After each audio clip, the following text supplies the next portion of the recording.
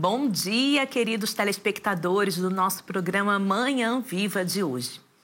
O nosso tema de hoje é algo que afeta a vida, muitas vezes, de toda uma família.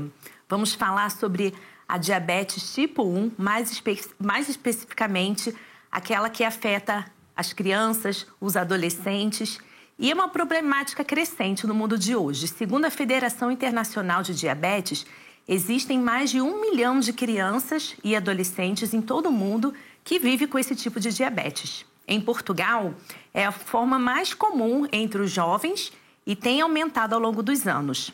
A diabetes não é apenas uma condição médica, é uma mudança de vida, uma questão de saúde que requer educação, compreensão e apoio. Para nos guiar nesta conversa está conosco a doutora Madalena Salles Luiz. Daqui a pouco ela também se apresenta, uma pediatra experiente, uma voz respeitada na luta contra a diabetes. Com ela nós vamos entender melhor o que seria essa diabetes tipo 1 e como podemos ajudar as nossas crianças e adolescentes. Mas, como habitual, no início do nosso programa, vamos fazer a nossa oração. Em nome do Pai, do Filho e do Espírito Santo. Amém. Neste momento, invocamos a intercessão do arcanjo São Rafael, aquele que é invocado em questões de saúde, para que ele acompanhe todas as crianças e adolescentes que sofrem com diabetes e assim possa trazer a cura de Deus. Pedimos também a intercessão da Virgem Maria. Ave Maria, cheia de graça, o Senhor é convosco.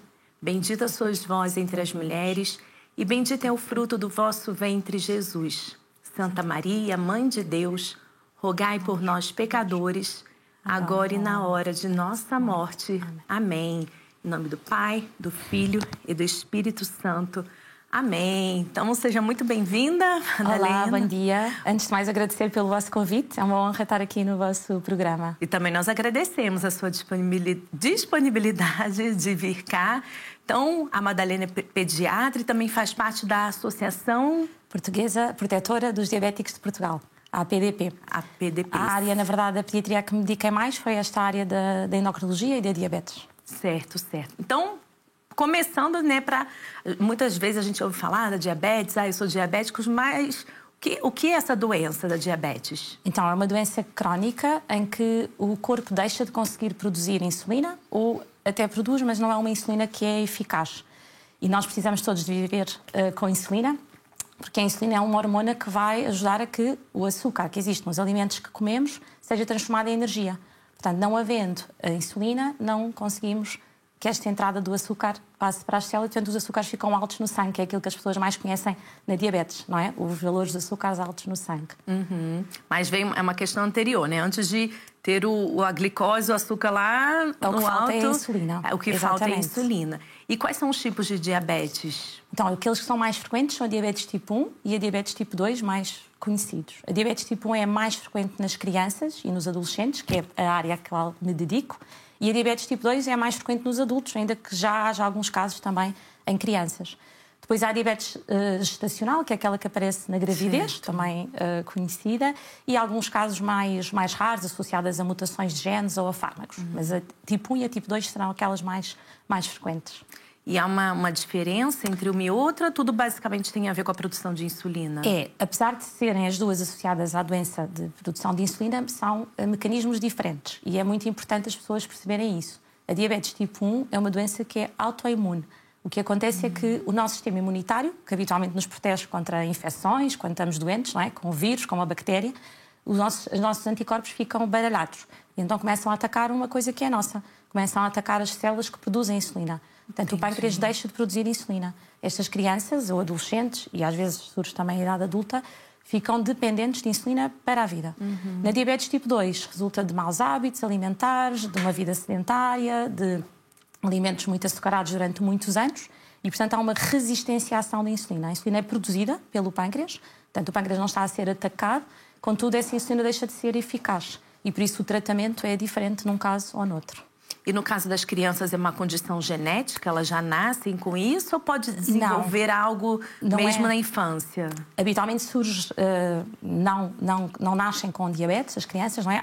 Pode haver uma predisposição genética, portanto um pai ou uma mãe que tenha diabetes tipo 1 pode passar aqui uma tendência, uma probabilidade genética maior. Mas é uma doença que surge no decorrer da vida. Estes anticorpos, esta imunidade que vai atacar as células que produzem a insulina, vão surgir na vida. E pode surgir em crianças pequeninas, com 1 ano de idade, 5, 6 anos, ou já na adolescência, nos 16, 17 anos. Então, para ser considerado tipo 1, é até a fase da adolescência. É a presença de anticorpos no sangue. O mais frequente é aparecer na idade pediátrica, mas pode surgir também na idade adulta. Mas aquilo que caracteriza, o que dá o diagnóstico de tipo 1, é quando vamos fazer a análise no sangue e vemos estes anticorpos. Portanto, estas células que estão a atacar o pâncreas ou as células que produzem insulina. Mas antes das análises, como se tem algum sinal que o corpo da criança já vai dando, de que pode estar com a diabetes? Sim, na verdade há assim sintomas clássicos, que na verdade eu acho que todos os pais devem estar atentos. Quando os valores dos açúcares começam a subir muito no sangue, sem termos feito nenhuma análise, não é? Para sabermos isso, a criança começa a fazer muito mais xixi. Há uma tentativa de deitar aquele açúcar que está em excesso no sangue para fora, então sai pela urina. E, ao mesmo tempo que faz muito mais xixi, bebe também mais água. Por outro lado, há uma sensação de fome sempre constante, porque este açúcar não está a entrar para as células, portanto, não há insulina, não se produz energia, então há sempre uma sensação de que a criança está com fome, mas ao mesmo tempo perde peso. Portanto, para os pais é assim uma coisa, come tão bem, mas depois perde peso, está mais cansado, não há produção de energia no corpo, não é? Está cansado para as atividades desportivas que faz habitualmente, portanto, estes sinais, fazer muitas vezes xixi, beber muita água, perder peso, são sinais de alerta que devem motivar uma consulta médica. Não, é bom assim a gente falar desses sinais de alerta, né? Porque antes de ir ao médico perceber, não, tem alguma coisa diferente. Isso. E até também fiquei curiosa, assim, a cor do xixi também fica diferente não, ou não? Habitualmente continua amarelinho claro, a cor não muda. Fazem muitas vezes xixi, são crianças que acabaram de ir à casa de banho e estão outra vez aflitas para ir, não é? Fica assim um mecanismo quase estranho. Os pais dizem que estão sempre com sede, são capazes de chegar à mesa e beber uma garrafa inteira de água. Isso deve ser um sinal de alerta. E a tendência de querer comer sempre tem a tendência de ser mais coisas açucaradas ou qualquer tipo de comida? Na verdade é qualquer tipo de comida, porque o corpo, como não está a conseguir produzir energia, como não há insulina e o que nós estamos a comer não está a ser bem metabolizado, não é? Não está a gerar, não está a entrar para dentro das células, há essa sensação de fome, não é? Mas é de uma fome geral, portanto a criança tem assim um grande apetite. Por outro lado, perde peso e por isso é que deve ser assim um sinal de alerta para os pais. Percebi. E quais são os desafios que acabam as crianças ou adolescentes tendo nessa fase? Assim, acaba sendo um impacto também emocional? São muito grandes os desafios, não é? Estas crianças e jovens não produzem insulina e, portanto, vão ficar dependentes de insulina para sempre. É uma doença que tem tratamento, mas não tem cura atualmente, não é? E por isso é darmos um diagnóstico de uma doença crónica a uma família. E isto tem um impacto muito significativo, não é? Não é só uma doença da criança, é uma doença que impacta toda a família. Com toda certeza, porque acaba tendo precisando ter uma mudança de rotina ali. Tal e qual. Estas crianças, em termos de dia-a-dia, têm que picar o dedo para ver o valor do açúcar em cada refeição. Cada refeição? Sim. E fazer contabilização daquilo que vão ingerir, dos hidratos de carbono que vão comer e insulina para o que vão comer, para quantificar aquilo que quantificaram, depois devem fazer insulina. Portanto, são várias administrações de insulina ao longo do dia, não é? Pensar quantas refeições fazemos habitualmente, 5, 6 vezes, e em cada uma dessas refeições vão ter que picar o dedo e administrar insulina. Na verdade, as tecnologias também chegaram à diabetes, tal como chegaram já às nossas vidas, não é? Dos telefones e das aplicações, e, portanto, na diabetes cada vez há mais tecnologia que ajuda a que a vida destas crianças seja mais fácil. Os sensores de monitorização dos valores dos açúcares, que se calhar alguns telespectadores já viram, no braço das crianças, e como esses sensores são cada vez mais próximos dos valores do dedo, tentamos que as crianças precisem de picar menos vezes o dedo para ver o valor do açúcar. E depois as bombas de insulina. Para fazer insulina, aqui uma piquinha na barriga, existem as canetas e essas exigem que seja feita uma pica a cada refeição. A bomba de insulina é uma cânula que já lá está colocada, portanto permite que a criança não pique a barriga tantas vezes. Vai à maquinazinha, que é a bomba, e diz quanta insulina é que precisa de fazer. Então não tem só o método tradicional da seringa? Isso. Na verdade, as canetas, há muitos anos eram seringas, depois surgiram as canetas, mas hoje em dia as bombas de insulina são aquilo que é o mais utilizado e que dá mais qualidade de vida a estas crianças e jovens. Nossa, ainda bem, né? Porque são várias refeições no dia, cada vez uma picada, né? Não deve ser fácil. Não é fácil, não. Mas existem mitos relacionados à diabetes 1? Existem. Na verdade, mesmo na escola, entre crianças, muitas vezes quando há um diagnóstico de uma criança novo, não é? Quando regressa à escola, os amiguinhos têm tendência a pensar: mas tu agora és diabético, não podes comer nada com açúcar. Ou és diabético, não podes fazer exercício físico. E isso não é verdade. As crianças com diabetes têm de ter uma alimentação variada, tal como outra criança. Se há um dia de festa de anos, em que há um bolinho ou um gelado, claro que elas vão poder comer. Têm que ajustar a insulina que vão fazer para esse bolo ou para esse doce. Portanto, às vezes há um bocadinho o mito de não podem comer doces, um bocadinho que acontece na diabetes tipo 2, que é um bocadinho mais de restrição, mas não, na diabetes tipo 1 as crianças devem e podem comer de tudo, claro que de uma forma saudável, como todas as outras, não é? Que não vão comer bolos todos os dias, aqui também devem comer o bolo só no dia da festa de anos. E a atividade física é a mesma coisa. Às vezes há um bocadinho de receio de tem diabetes, os valores dos açúcares podem baixar muito se a criança se mexer, correr, brincar. E não é verdade isso. É para correr, é para brincar, é para fazer a vida toda normal, ajustando, obviamente, depois as doses de insulina que terá que fazer para cada atividade. Portanto, estes mitos devem ser desmistificados sempre às famílias, para que elas depois também possam ensinar as escolas e as atividades todas onde estas crianças estão integradas. Sim, e acaba que no acompanhamento ali de uma criança, a pediatra não atende só a criança, atende a família como um todo. Sim, né? É verdade, é verdade. Isso para mim é muito gratificante, porque não tratamos só a diabetes, na verdade, não é? Tratamos o impacto que esta doença tem na família toda. E os desafios são muito grandes. Nas crianças pequeninas, elas são 100% dependentes dos pais, para estes passinhos todos, não é? Do picar o dedo ou pôr o sensor, de contar os hidratos de carbono dos alimentos, de fazer a insulina. Depois, na fase dos adolescentes, entramos nas dinâmicas de adolescente, em que eles muitas vezes se revoltam contra a doença e, portanto, precisamos de pais que já não são jovens tão dependentes para os procedimentos, mas precisamos de pais presentes e que também não deixem que eles se esqueçam da diabetes e que esqueçam do seu tratamento.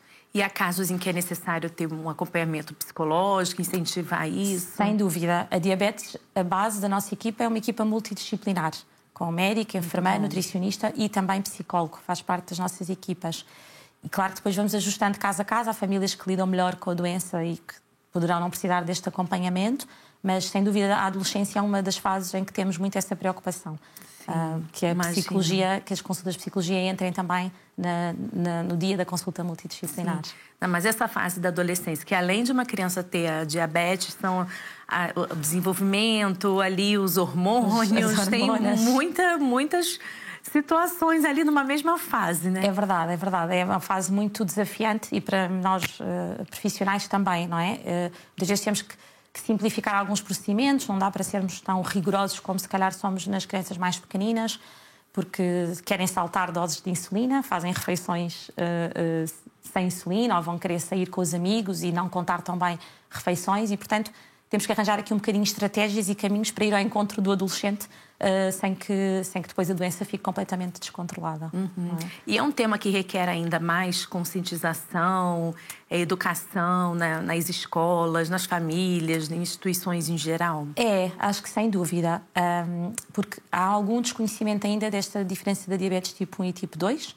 Fala-se muito da diabetes tipo 2 e sabe-se muitas vezes do tratamento, mas acho que se fala, apesar de tudo, pouco da diabetes tipo 1. E o impacto na vida destas crianças, na integração nas escolas, apesar de haver documentação da Direção-Geral de Saúde e da Direção-Geral de Educação para integrar estas crianças da forma mais normal possível, nem sempre as dinâmicas são fáceis, não é? Há receios, às vezes, das educadoras, dos profissionais das escolas, e, portanto, é muito importante haver cada vez mais campanhas e formações. Nós, na APDP, onde eu trabalho, temos um curso mesmo dirigido a pais e um curso dirigido a escolas, que acontece com muita regularidade, exatamente para desmistificar mitos, para esclarecer dúvidas, para informar cada vez mais. Sim. Eu ia perguntar justamente isso, assim, nós vamos deixar os contatos, né, na tela da associação. Como é que se dá as atividades, então, na prática da associação? Sim, então, além das consultas normais que temos, a associação é muito virada para a formação. Portanto, temos cursos dirigidos aos pais, às famílias, temos cursos dirigidos às escolas e estes são muito importantes, são feitos mensalmente, porque temos crianças integradas em escolas quase no país inteiro e, portanto, há sempre dúvidas e queremos sempre que sejam esclarecidos. E depois também temos uma série de atividades dirigidas mesmo às crianças e aos jovens. Campos de férias, encontros com atividades, uma atividade e um jantar, por exemplo, para que as crianças também se conheçam entre elas, não é? Muitas vezes na escola sentem-se únicas. Sou a única criança que tem diabetes e estou integrada num grupo de outras crianças que não picam o dedo, que não fazem insulina. E, portanto, proporcionar este tipo de atividades em que todos fazem o mesmo, todos têm diabetes, todos vão fazer insulina, é muito rico, não é? Acho que é muito, muito importante para as crianças. Sim. E também nessa fase, seja da infância e da adolescência, é preciso trabalhar conceitos como o autocontrole, disciplina, autoeficácia nessa condição clínica? É verdade, é preciso trabalhar, porque é isto, a diabetes impacta o dia inteiro, não é? Não é uma doença em que se toma um comprimido de manhã e a criança vai para a escola e não se lembra mais de que a tem, não é? Impacta todas as refeições, impacta atividades em que, por exemplo, vão correr ou brincar ou vão ter uma prova na escola de educação física e, gastando mais energia, os valores da glicémia podem descer. Aí, ao contrário, não vamos precisar de fazer mais insulina, vamos precisar é de repor com açúcar. E, portanto, estas crianças é difícil esquecerem que têm diabetes em algum momento da sua vida. Portanto, a responsabilidade e o controle ao longo do seu dia é muito importante. Deixando depois também períodos em que estão a brincar e esquecer um bocadinho a sua diabetes, não é? Mas a questão da responsabilidade e do controle no dia-a-dia faz parte da vida dessas famílias. Então, diferente da diabetes tipo 2, em que se toma comprimidos, na diabetes tipo 1 não há esse tratamento? Não há esse tratamento, porque, na verdade, não há uma forma de administrar insulina através de um comprimido ou de um xarope. Foi estudado e foi investigado isso, mas a única forma é através de uma injeção com uma agulha muito pequenina, chama-se uma injeção subcutânea. Pode ser através das tais canetas ou de uma bomba de insulina. Sim, sim. E, portanto, estas crianças, como a doença destruiu as células que produzem insulina, não é? Numa fase inicial elas ainda produzem um bocadinho, depois vão produzindo menos, vão ficar dependentes de insulina para sempre. Portanto, não há ainda... Há também muita investigação e, se calhar, daqui a uns anos podemos estar a ter outros tratamentos. Mas a verdade é que a descoberta da insulina, que aconteceu mais ou menos há 100 anos, foi a mudança radical para que estas crianças pudessem viver de uma forma saudável. As tecnologias ajudam a que a vida seja o mais normal possível e vem facilitar muito a vida das crianças, mas não há outra forma. É diferente da diabetes tipo 2, em que o corpo até produz insulina, ela não é eficaz. E, portanto, os tais comprimidos ou injeções vão tornar a insulina que já existe lá mais eficaz. Aqui não existe. Entendi.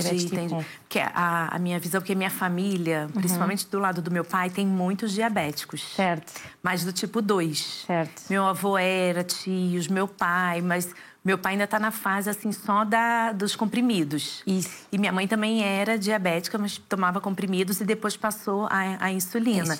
Então, assim, eu tinha a visão que para qualquer tipo de diabetes também tem a possibilidade dos comprimidos. Mas não. Mas não, exatamente. Nos tipo 2 pode haver uma fase em que vão precisar de insulina. Sim. Porque, na verdade, produzem, mas já não é de qualidade e, portanto, os comprimidos podem não já ser suficientes para controlar e precisarem de insulina também. Mas no tipo 1, o início é sempre insulina. Entendi. Desde o início e a continuação toda do tratamento. E a diabetes tipo 1 traz como consequência alguma outra doença ou condição? Sim. Então, cada criança que tem uma doença autoimune, estas tais doenças em que o sistema imunitário vai atacar um órgão, tem mais risco de ter outras doenças autoimunes. Na verdade, isto é verdade para qualquer um de nós. Quem tem uma doença autoimune, estes anticorpos que ficaram baralhados e que foram atacar aqui um órgão nosso, podem ter outras. Há uma outra doença que muitas crianças com diabetes tipo 1 têm, que é a doença celíaca, que é uma intolerância ao glúten. E aí tem que se ter, além da atenção em todos os procedimentos da diabetes, do picar o dedo, da insulina, também nas refeições, não é? Nos alimentos que comem sem glúten. Depois, a própria diabetes em si, mal tratada, mal controlada, e aqui falamos em fases de vida em que as famílias podem estar menos organizadas, ou na fase da adolescência, em que os adolescentes deixam de querer cumprir o tratamento. Se os valores dos açúcares no sangue persistirem altos durante muito tempo, pode haver consequências em alguns órgãos para isso. E aqui falamos sobretudo da parte da visão. Certo. Portanto, nós vamos fazendo um rastreio de visão também a estas crianças, todos os anos. A partir se a diabetes for bem controlada, se o tratamento for bem feito, não vão ter estes riscos. Um outro órgão muito importante também é os rins, em que os vasos podem ficar também lesados se houver uma hiperglicemia, um valor de açúcar no sangue muito alto durante muitos anos. Mas atualmente, e com o que sabemos da diabetes tipo 1, é preciso efetivamente haver um não tratamento, uma não adesão a tudo aquilo que é proposto para ter estas consequências. Agora, não sei se minha pergunta vai ser muito técnica. Como é que afeta a visão? Eu sempre ouvi também falar isso, estou aqui bem, perguntando bem como leiga para entender, claro. Assim, porque sempre ouvi dizer, quem está com a diabetes alterada pode afetar a visão, mas como? Os vasos da circulação, da retina, ficam lesados, ou seja, ficam doentes, de uma forma falando assim mais fácil, quando há valores de hiperglicemia muito mantidos. Portanto, chama-se as complicações microvasculares. Na verdade, todos os vasos do corpo e, sobretudo, os mais pequeninos. E como na retina são vasos, não é? São veias muito pequeninas, com uma hiperglicemia, uns valores de açúcares no sangue muito altos durante muito tempo, podemos ter essa consequência. Isto, na verdade, acontece na diabetes tipo 1 e na tipo 2 também. Sim. A doença microvascular. A gente está aqui para aprender, né? Não somente eu, mas todo mundo que nos assiste lá em casa. E falando assim também um pouco dos estudos. Desde quando se tem literatura e pesquisas sobre a diabetes 1? Não é assim tão recente. A descoberta da insulina foi há mais ou menos 100 anos. Em 2022 celebramos os 100 anos da descoberta da insulina. E depois, durante muito tempo, não se avançou muito na investigação. Eram as seringas de insulina, que talvez quem esteja em casa mais velho se relembre disso. E só ali, perto dos anos 70, 80, que começaram a surgir as canetas de insulina. Depois, o protótipo da bomba de insulina, que é estas máquinas pequeninas que as crianças hoje em dia transportam e que são super portáteis. Nos anos 50 surgiu o primeiro protótipo, mas era uma coisa assustadora. Parecia assim um computador gigante que se carregava às costas. Que dó! E, portanto, daí até mais ou menos aos anos 2000 a evolução também foi pouca, mas a verdade é que na diabetes é um bocadinho como na nossa vida tecnológica, não é? Os nossos telefones, as nossas eletrodomésticos em casa, os carros, tudo evoluiu muito rápido nos últimos 20 anos, mais ou menos, não é? E na diabetes também sentimos isso. Portanto, houve muita descoberta de tecnologia. Em relação ao tratamento, cada vez conseguimos perceber melhor as necessidades de insulina, portanto, os ajustes na dose de insulina, mas uma cura ainda não chegámos lá, não é? E eu tenho muito esse desejo por todas as famílias e por todas as crianças que acompanho, que um dia cheguemos lá. Sim, se Deus quiser, chegaremos lá, né? Porque, assim, a ciência sempre, como a Madalena mesmo falou, sempre está a evoluir e a gente crê, né? Isso que mesmo. Um dia chegará nisso. Exatamente. Sim. Olha, então a gente vai continuar a nossa conversa no segundo bloco. Já foi bastante esclarecedor, até para mim, porque algumas coisas assim, a gente ouve falar, mas sempre é bom ir com quem entende, com quem é especialista na área. Bom, a informação é sempre, né, uma ferramenta poderosa para a gente lutar, para a gente conseguir enfrentar os desafios. Nós falamos aqui também já de como precisa esse tema ser mais falado nas famílias, nas escolas, ter essa educação, se falar mais da diabetes 1 e não apenas da diabetes 2. Bom, a doutora Madalena Salles Luiz, né, trouxe essa visão para a gente. No próximo bloco, vamos continuar a explorar este tema com perguntas e respostas que também ajudarão nessa sensibilização. Até já!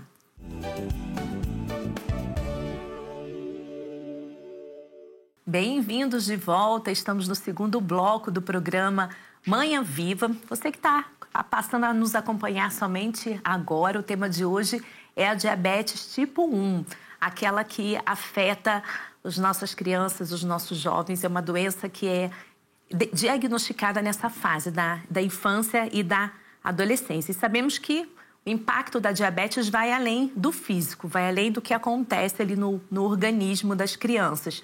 Mas afeta o dia a dia, as relações sociais, o bem-estar, o emocional e tudo isso que a gente também está conversando no dia de hoje com a doutora Madalena Salles Luiz, que é pediatra e membro da A Associação Protetora dos Diabéticos de Portugal. Ah, tá bom, porque eu não decorei.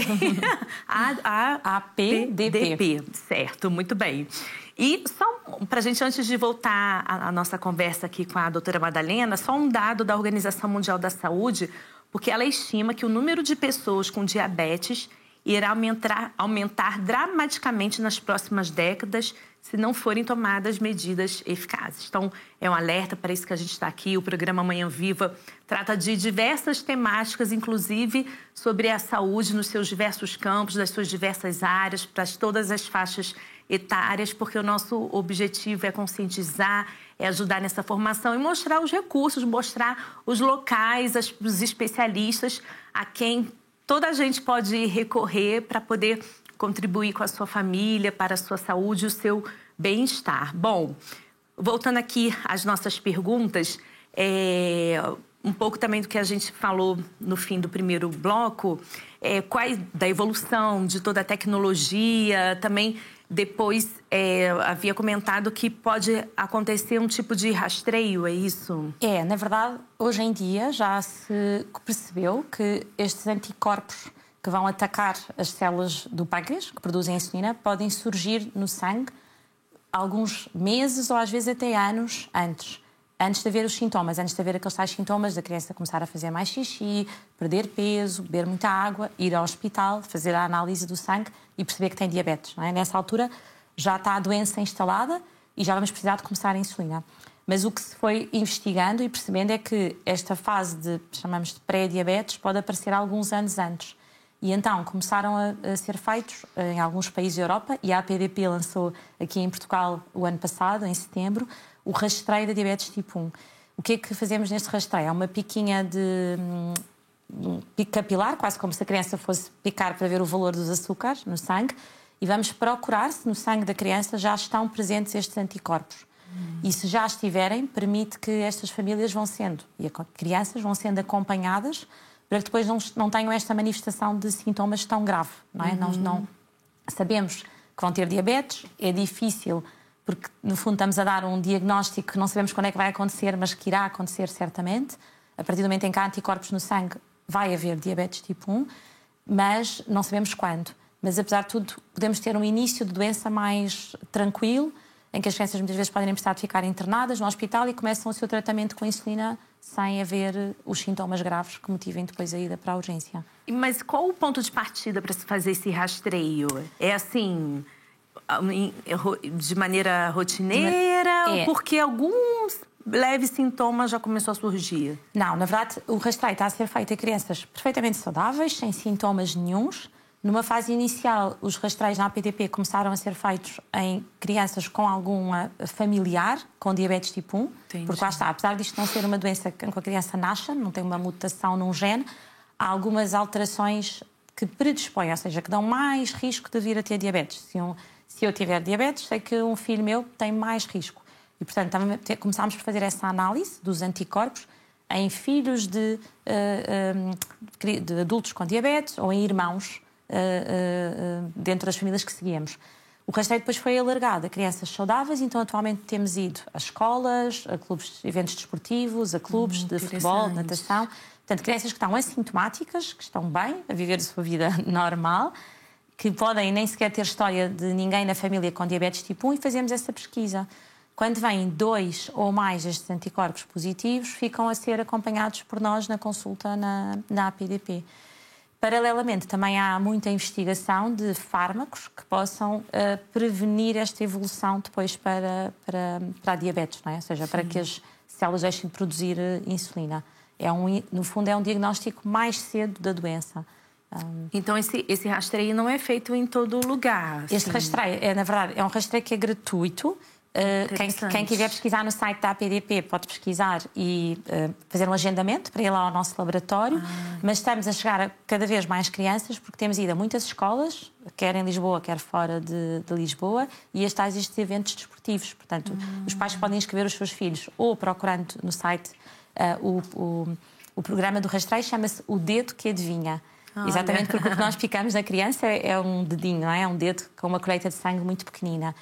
E, portanto, para quem quiser pesquisar ou no site da APDP ou no site odedocadivinha.pt, e tem as informações todas. Olha, essa informação valiosa. Então, os pais que quiserem já fazer o rastreio, prevenir, né, já tirar qualquer dúvida sobre a diabetes tipo 1, então é só ir ao site da APDP ou então... O Dedo que Adivinha. O Dedo que Adivinha.pt. Bem sugestivo o nome. Sim, o nome. Sim. Mas uma vez diagnosticada a doença, imagino que os pais devem de primeiro ficar assim, um pouco atordoados. Sim, ficam. Na verdade, a maioria das crianças que não têm o rastreio feito vão ao serviço de urgência. Algumas já até fizeram uma medição de uma glicémia capilar em máquinas dos avós ou de alguém da família que já tem diabetes ou foram à farmácia. E, portanto, nesse momento em que chegam à urgência, ao hospital, há necessidade de um internamento para fazer ensinos. Mas então é porque, se chegam às urgências, é porque passou mal de que forma? Com estes sintomas do fazer muito xixi, beber muita água, perder peso, que às vezes os pais não valorizam logo, não é? Porque, vamos ver, às vezes uma criança pode ir 5 ou 6 vezes à casa de banho 2 dias e os pais não acham aquilo estranho, simplesmente aconteceu, não é? Quando acontece todos os dias, 2 semanas, 3 semanas, 4 semanas, é que os pais começam a achar estranho. E aí é que procuram habitualmente os profissionais de saúde. Portanto, estes sintomas não surgem 1 ou 2 dias antes, surgem muitas vezes semanas antes. E depois há ali um alerta, ou falaram com alguém, ou conhecem alguém que tem diabetes e que alertou, atenção, se calhar é melhor ir fazer uma análise, ou viram algum destes programas que estamos hoje a fazer e que ficaram alerta. E, portanto, depois o importante é recorrerem aos cuidados de saúde. E na altura do diagnóstico é um impacto muito grande, não é? Sim. Porque é dizermos aos pais, o seu filho tem uma doença que é crónica, que vamos começar um tratamento e vão ter que aprender uma série de coisas. E não é como uma otite que vai acabar o antibiótico e vai ficar resolvido daqui a uma semana, não é? Não, vai entrar na vida da família durante o futuro desta criança, não é? Entendi. E uma vez diagnosticada a doença, qual tipo de acompanhamento é necessário? Então, o acompanhamento sempre com médico, enfermeiro, nutricionista, portanto, esta consulta multidisciplinar e depois, muitas vezes, o acompanhamento da psicologia também.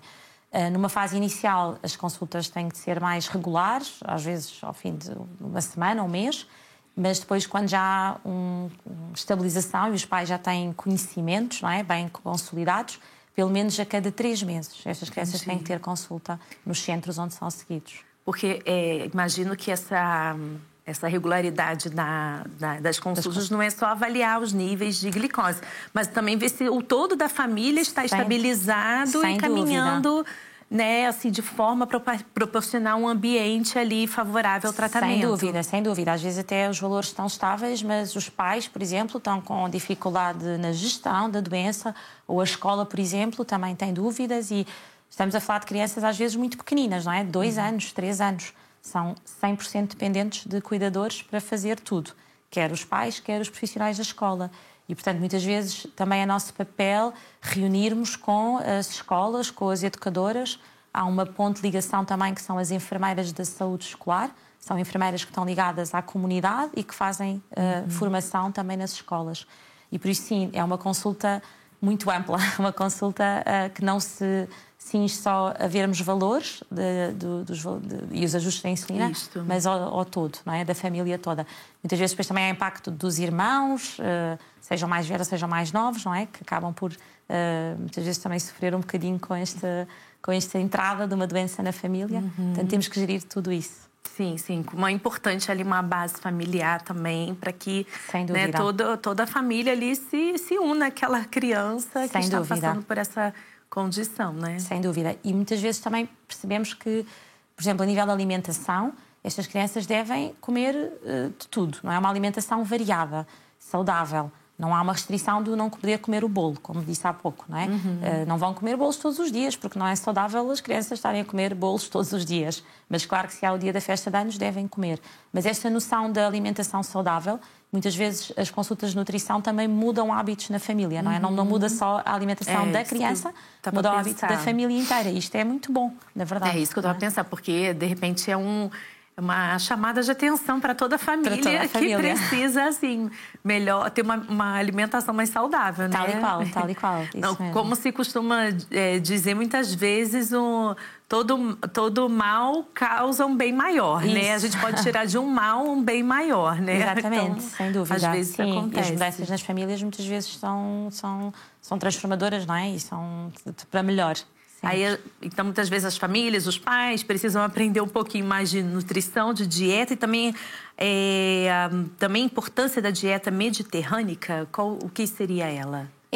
No fundo, é uma base de uma alimentação saudável e variada, não é? Com base na roda dos alimentos que todos estudamos na escola, e é isso mesmo que nas nossas consultas de nutrição é ensinado às famílias.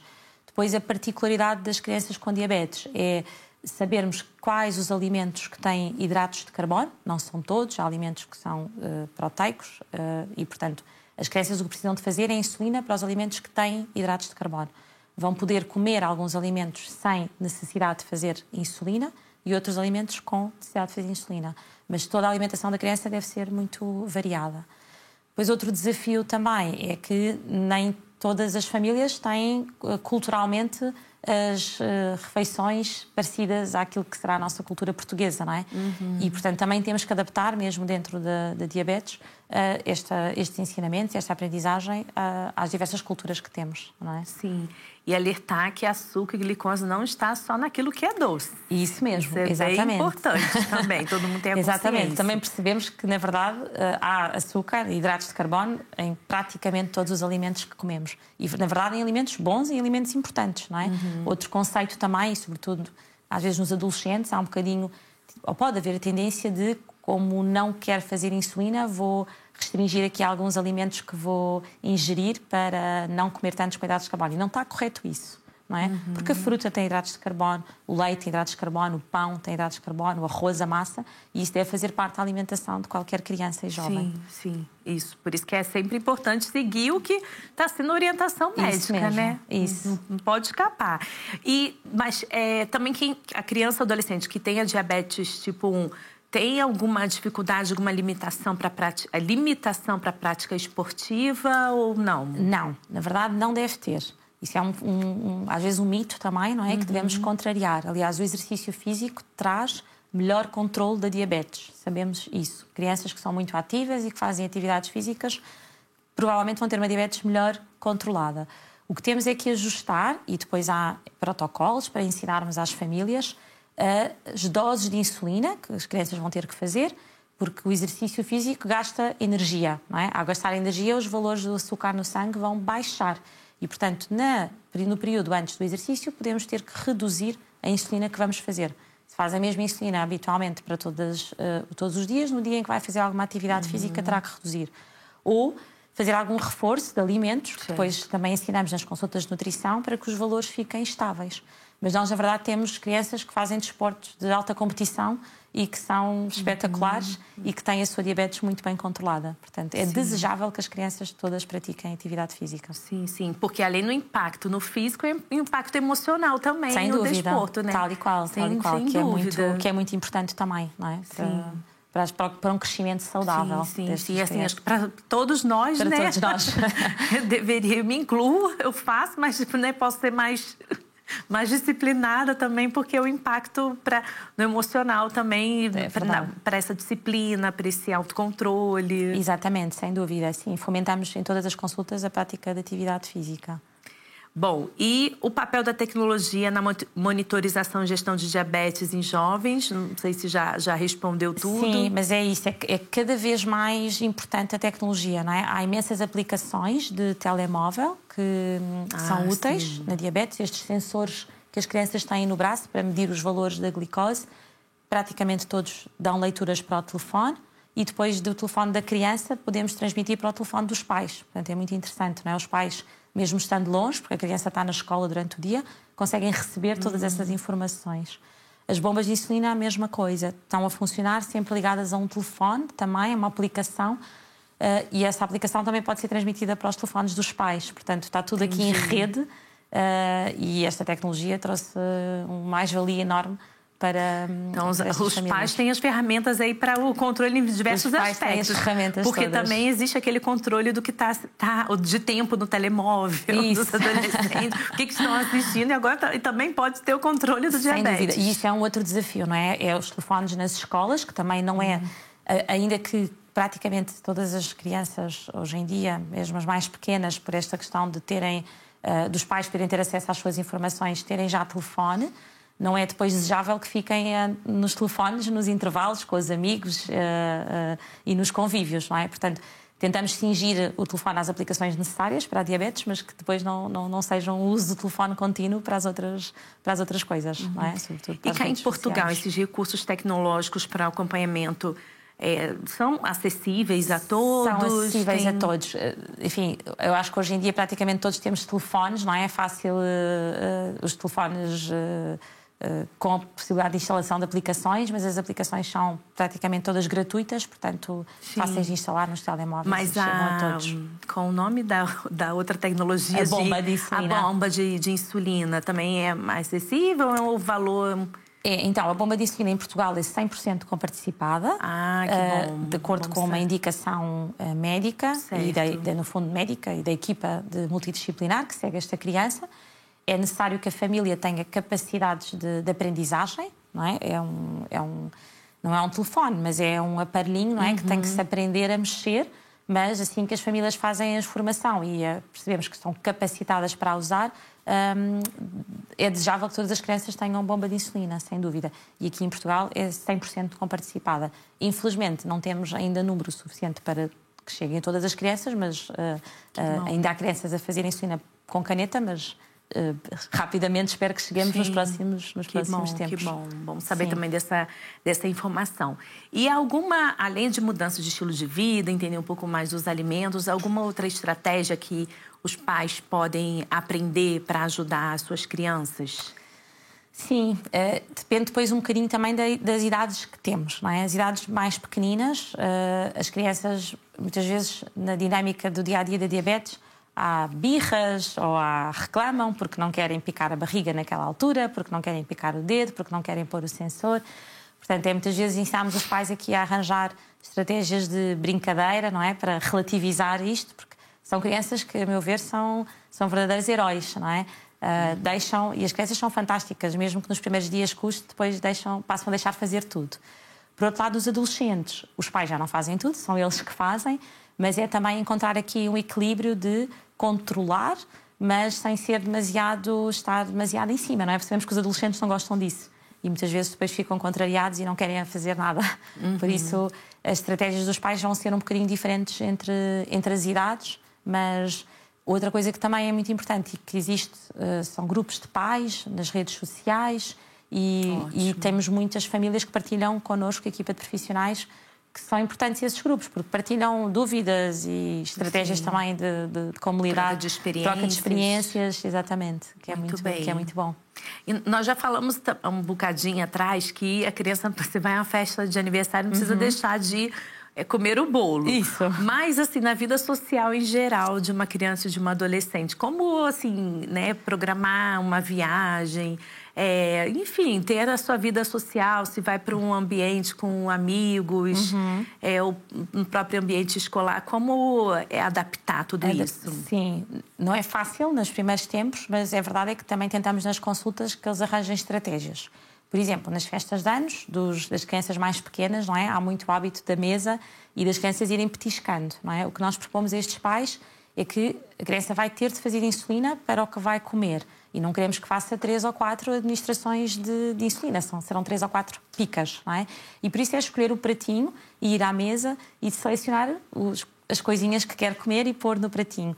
E às vezes até sugerimos às outras crianças que não têm diabetes para fazer o mesmo, não é? Ou seja, o momento da festa do lanche, em vez de ser um lanche toda a tarde, é uma brincadeira toda a tarde e depois é aquele momento do lanche em que se põe num pratinho aquilo que vão querer e assim conseguem fazer insulina para aquela dose só, não é?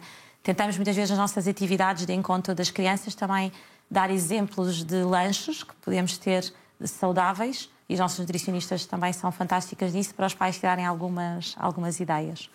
Depois nos adolescentes, nas saídas à noite ou nas saídas com os amigos, uma das coisas que acho que é sempre importante é partilharem com o seu grupo, os pares, saberem que este adolescente tem diabetes. Não quererem esconder, poderem fazer insulina à frente dos amigos, poderem picar o dedo. Quanto mais escondido é a doença e este diagnóstico, mais provavelmente falhas vão haver no tratamento, não é? Porque depois estão num jantar e não quero fazer insulina e porque estou à frente dos meus amigos e isso será certamente correr mal, não é? Mas tentamos sempre, muitas vezes os pais pedem-nos receitas e trabalhamos com as nossas nutricionistas de como fazer aquele bolo ou como fazer aquele jantar para os amigos, para que a vida possa ser o mais...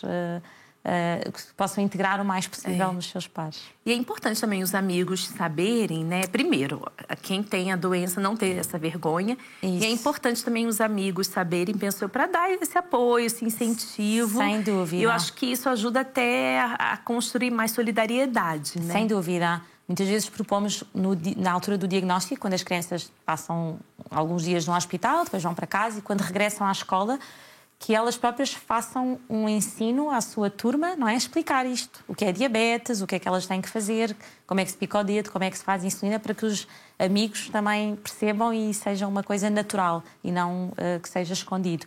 E depois, nas diversas dinâmicas na escola, por exemplo, se tem que ir fazer insulina à hora do almoço, que eles não vão sozinhos, não é? Muitas vezes propomos que vá com um melhor amigo ou com outro amigo, vão ter, às vezes, com a enfermeira da escola para fazer insulina antes do almoço, que possam estar acompanhados, que não fiquem sozinhos, não é? E, no geral, também as escolas precisam ser melhor preparadas para saber compreender. Essa dinâmica da criança. As escolas também é um desafio, não é? Porque muitas vezes os profissionais nada sabem sobre diabetes, que é o normal, não é? Então têm que fazer toda esta aprendizagem. Temos escolas fantásticas que se disponibilizam, auxiliares ou educadoras para fazer a formação. Temos o nosso curso na APDP mensal e, portanto, é um curso gratuito e é fácil de fazer. Ótimo. E também temos crianças muito bem integradas. Depois também temos escolas que são menos fáceis, por receios, por dúvidas e que, portanto, acabamos por muitas vezes ter feedback das famílias de as crianças estarem um bocadinho excluídas no dia-a-dia. E isso é uma preocupação grande nas consultas, não é? Portanto, muitas vezes temos que fazer reuniões com as escolas e aqui também entra um papel muito importante da assistente social, que faz esta ponte com as escolas e com as equipas das escolas, mas eu acho que o objetivo principal é estas crianças, estas e outras crianças com outras doenças crónicas, não é? Devem ser integradas para viver o mais normal possível, igual às outras crianças todas. Ou seja, o caminho é promover cada vez mais conhecimento, divulgar. Tal e qual. As famílias, instituições, os escolas... não ter medos, não é? Claro que pode haver o medo de fazer uma primeira administração de insulina, mas à segunda ou à terceira vez já vão fazê-lo bem. E perceber que as crianças precisam disto para viver. Sim. Não é? E a conscientização da sociedade em geral, nos locais onde a criança frequenta, assim, né? Promover essa divulgação. Sem dúvida, sem dúvida. Sim, isso é muito importante. Promover cada vez mais aprendizagem e ensinos para que cheguem a todos. Não é? E para aqueles que estão mais crescidos, adolescentes, também há grupos de apoio, comunidades em que eles podem, assim, se ajudar? Sim, há alguns centros com grupos de jovens, nós na APDP também temos grupos de jovens em que eles, aqui já falando de uma faixa etária já mais dos adolescentes, início dos universitários, mas em que muitas vezes proporcionam encontros e atividades entre eles, que é muito rico, não é? Porque partilham experiências entre eles e como é que lidam no dia-a-dia, como é que tu vais àquele jantar, como é que tu vais para as aulas, como é que tu vais fazer uma viagem. Portanto, há muitos desses grupos. Outra atividade que nós também promovemos são os campos de férias. Claro que há campos de férias para crianças sem diabetes e muitas vezes as mesmas crianças com diabetes poderão ser integradas nesses, mas aqui falamos de campos de crianças apenas com diabetes tipo 1 e, portanto, eles percebem que são iguais a outras crianças, não é? Que são todos iguais e que vão todos chegar ao pequeno almoço e que vão todos ter que pesar o pão para saber quantos hidratos de carbono é que o pão tem e o leite e fazer insulina. E quando vão para a piscina ou para a praia têm que olhar para os valores para ver se não está baixo e têm que fazer algum reforço de açúcar. Por isso, esta convivência entre eles é muito importante. E tem algum testemunho inspirador de alguma criança, adolescente que vive com a diabetes e como há pouco também a Madalena falou que são heróis, né? São heróis, sem dúvida. Heróis. Nós há uns tempos fizemos um concurso de desenhos e eu trouxe aqui 2 que acho que são muito representativos. Este super-herói a fazer insulina e depois esta criança que diz que eu faço tudo, menos produzir insulina. Achei isto fantástico. E depois há uma frase também que até foi publicada num documento da Direção-Geral de Saúde, que uma criança disse foi que não é porque exageramos na comida. Aparece e nós temos de saber lidar com isso. Às vezes o mais difícil é aceitar. Acho muito, sim, muito bonito. Pode repetir para a gente? Não é porque exageramos na comida. Aparece e nós só temos de saber lidar com isso. Às vezes o mais difícil é aceitar. Sim, muito bem. Realmente é preciso a gente incentivar que as crianças partilhem, falem do que estão sentindo, como, né, não só no corpo, mas nos sentimentos, na mente, promover conhecimento, porque acho que, né, se promovendo cada vez mais o conhecimento, a divulgação, estimula, como eu falei há pouco, a solidariedade, a empatia, né, de que não é olhar ali só a doença, mas olhar o todo da pessoa e haver uma integração em todos os ambientes onde a criança, o jovem está. Não é? Sem dúvida. E o nosso objetivo é sempre que cresçam, seja os pequeninos, sejam os adolescentes, continuem o seu crescimento, a sua aprendizagem da forma mais saudável possível. E como mensagem final, tem alguma palavra assim para deixar quem está lá em casa, para de alerta, de convite? Sim, acho que é dar uma noção de esperança a essas famílias. É uma doença com grande impacto na vida, não entra só na vida da criança ou do adolescente, entra na vida das famílias, mas aprendendo tudo aquilo que há a aprender, a vida pode se tornar feliz e o mais normal possível e há muita investigação, as tecnologias, eventuais outros tratamentos. Portanto, é dar uma palavra de esperança a estas famílias. Muito bem. Então, muito obrigada pela sua participação, por nos ajudar a compreender mais sobre esse desafio, tirar aqui alguns mitos. Então, a gente quer também aqui promover o conhecimento. Eu é que agradeço o convite, foi um gosto. Então, continuem com a gente, foi muito bom a gente partilhar esse programa, entender um pouco desses desafios das crianças e adolescentes que vivem com a diabetes tipo 1. Então, continue sempre com a gente, acompanhar a Manhã Viva, porque sempre trazemos esses temas que vão contribuir para o seu bem-estar como um todo. Então, vimos que a diabetes é um desafio que pode ser enfrentado com conhecimento, apoio, compreensão e juntos podemos contribuir para um futuro mais saudável e feliz para todos. Então, essa é a mensagem que a doutora também deixou de esperança. Continue também a acompanhar a nossa programação e até um próximo Manhã Viva.